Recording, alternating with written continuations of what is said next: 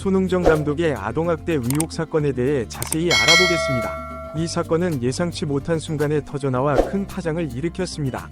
사건의 개요는 다음과 같습니다. 손 아카데미에서 축구를 배우던 어린 선수가 실수를 했다는 이유로 욕설과 폭행, 그리고 체벌을 당했다는 혐의로 피해 학부모가 손흥정 감독을 검찰에 아동학대 혐의로 고소했습니다.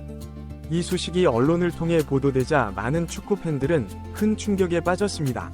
고소한 학부모의 주장에 따르면 손흥정 감독과 코치 2명이 어린 아이에게 욕설을 퍼붓고 체벌을 가해 전치 2주의 피멍이 들었다고 합니다. 또한 아이가 트라우마로 인해 정신과 치료를 받아야 할 상황이라고 말했습니다. 이에 대해 손흥정 감독 측은 변호사를 통해 해명했습니다. 그들의 주장은 경기 전에 진 팀은 상대 골대까지 뛰어갔다 오는 벌을 받기로 서로 합의했다는 것입니다. 또한 늦게 들어오는 학생들은 한 대 맞기로 학생들과 합의가 되어 있었다고 말했습니다. 손흥정 감독은 어린 선수들을 향해 지도하는 과정에서 단 한 번도 애정 없이 아이들을 대한 적이 없었다고 강조했습니다. 다만 시대의 흐름을 제대로 캐치하지 못하고 구시대적인 교육 방법으로 아이들을 훈육한 자신의 잘못을 인정하고 반성한다고 말했습니다. 이 사건에 대해 축구계 내부에서도 다양한 의견이 나왔습니다.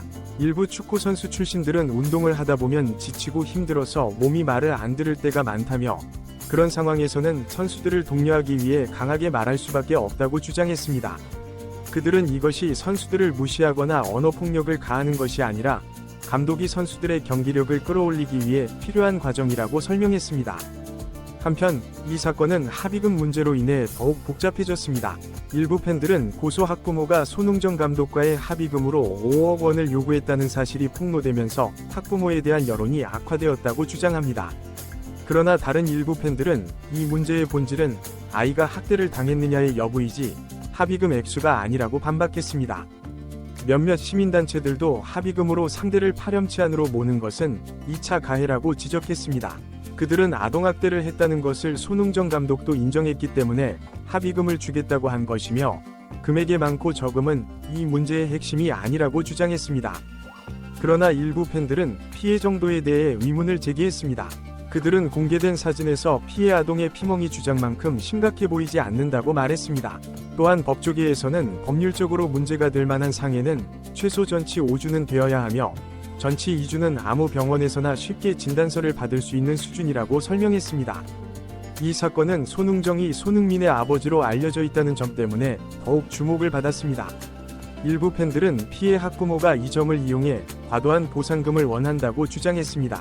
최근 공개된 녹취록에서는 학부모가 세계적인 선수인 손흥민의 이미지 값이 고작 5억이냐며 이 사건으로 글을 올리면 20억 이하로는 합의하지 말라는 댓글이 줄을 이을 것이라고 말한 내용이 포함되어 있었습니다. 이러한 상황에 대해 일부 변호사들은 체벌 과정에서 폭행이 있었다면 단순 폭행 혐의는 성립할 수 있지만 과연 아동학대로까지 볼 수 있을지는 의문이라고 말했습니다. 그들은 아동학대가 성립하려면 경위, 횟수, 피해 정도, 고의성 등을 종합해서 판단해야 한다고 설명했습니다. 이 사건은 새로운 국면을 맞이했습니다. 고소인 학부모와 함께 훈련을 받았던 33명의 학부모가 집단으로 공개 입장문을 발표한 것입니다. 이들은 입장문을 통해 잠시 머물렀다간 한 아이와 한 학부모가 남긴 풍파는 실로 엄청나다며 며칠 전까지 아이들이 희망을 품고 열심히 땀을 흘리던 평화로운 삶의 터전이 아수라장이 됐다고 말했습니다. 이 학부모들은 손흥정 감독과 코치들이 누구보다 아이들을 아끼는 모습을 보여왔다고 주장했습니다.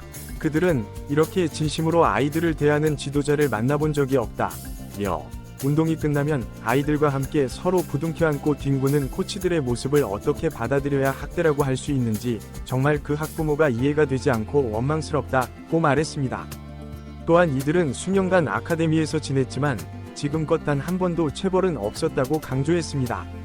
과도한 체력 훈련도 없었으며 오키나와 전지 훈련에는 학부모 중 일부도 동행했다고 설명했습니다. 그들은 문제가 된 날의 분위기에 대해 무언가 분위기를 바꿀 터닝 포인트가 필요했다고 입을 모았으며 그날 일에 대해 어느 누구도 별다르거나 특이하다고 느끼지 못했다고 말했습니다. 이 학부모들은 우리가 감독님을 떠받들고 있다거나 체벌이 정당하다고 말하는 게 아니다 라며 그저 직접 이를 겪은 당사자들은 정작 아무렇지 않게 지나간 일을 바깥 사람들이 각자의 잣대만을 들이밀어 아카데미 안에서 마치 큰 범죄를 저지른 것처럼 아카데미의 구성원들을 피해자로 둔갑시키고 오히려 저희를 괴롭히는 것을 멈춰달라고 호소했습니다. 이들은 마지막으로 부디 저희와 우리 아이들에게 지금까지 그래왔던 것처럼 감독, 코치님들과 웃고 떠들고 장난치고 때로는 울고 다시 끄덕일 수 있는 일상을 돌려달라며 꿈을 향해 오늘도 묵묵히 나아가는 우리 아이들을 생각해달라고 말했습니다. 이 입장문은 선수단 33명 전원 학부모가 친필 서명하여 발표했으며 이로 인해 고소 학부모의 주장에 대한 의문이 더욱 커지게 되었습니다. 많은 축구 팬들은 이 소식을 접하고 손흥정이 절대 그럴 사람이 아니라고 팬들은 말했지만 몇몇 언론들은 이 사실을 믿지 않았다며 이제 함께 훈련받은 학부모 전원이 저렇게 말을 하는데 무엇이 진실인지 삼척동자도 알만한 상황이라고 평가했습니다.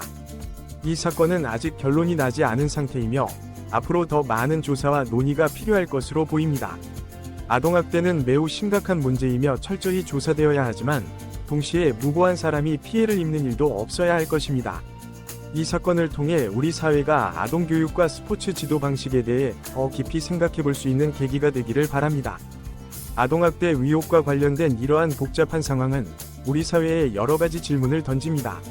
스포츠 교육에서의 엄격한 훈육과 아동학대의 경계는 어디인가? 유명인의 자녀나 가족이 관련된 사건을 다룰 때 우리 사회는 어떤 태도를 취해야 하는가? 피해 주장에 대해 우리는 어떻게 접근해야 하며 진실을 밝히기 위해 어떤 노력을 해야 하는가? 이러한 질문들에 대한 답을 찾는 과정에서 우리 사회가 더욱 성숙해질 수 있기를 희망합니다.